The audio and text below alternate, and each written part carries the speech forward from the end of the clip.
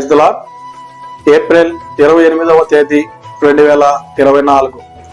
ఈ రోజు దేవుడు మనల్ని బలపరచు వాక్యము కీర్తనలు 34వ అధ్యాయము 10వ వచనము. గమనించండి, 10వ వచనంలో తెలియపరుస్తున్నటువంటి మాట, సింహపు పిల్లలు లేమిగలువై ఆకలి కొనును, యెహోవాను ఆశ్రయించు వారికి ఏ మేలు కొదువై ఉండదు. ఆమేన్.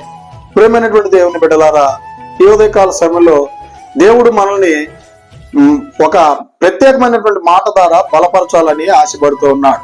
గమనించండి, ఇక్కడ సింహపు పిల్లలు ఒకానొక దినాన లేమి కలవై ఆకలి ద్వారా అవి పస్తైనా ఉంటాయేమో, కానీ యెహోవాను ఆశ్రయించినటువంటి ప్రతి ఒక్కరికి కూడా ఏ మేలు కొదువు కాకుండా దేవుడు ప్రతిదీ ఇచ్చేటువంటి వాడిగా ఉన్నాడు.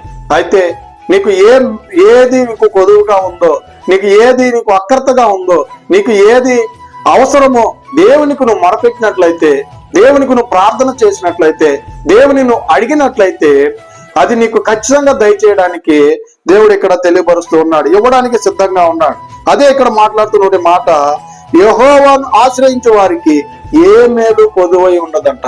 గనుక నీకు ఏ మేలులో నువ్వు కొదువుగా ఉన్నావో, నీవు ఏ ఇబ్బందిలో కొదువుగా నువ్వు ఉన్నావో, ఆ ఇబ్బంది నుంచి నిన్ను విడిపించి నీకు ఆ నీ మేలుతో నింపడానికి ఆ దేవాది దేవుడు సిద్ధంగా ఉన్నాడు. గనక ఈ దిన వాక్యము ద్వారా దేవుడు మనల్ని బలపరచును గాక. ఆమేన్. God bless you.